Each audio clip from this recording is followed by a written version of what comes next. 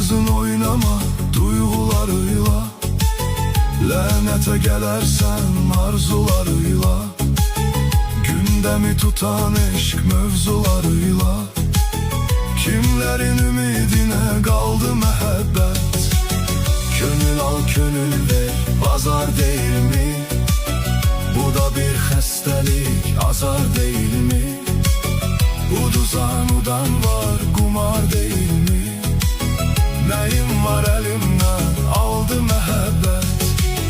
Gönül al gönül ver, pazar değil mi? Bu da bir xəstəlik, azar değil mi?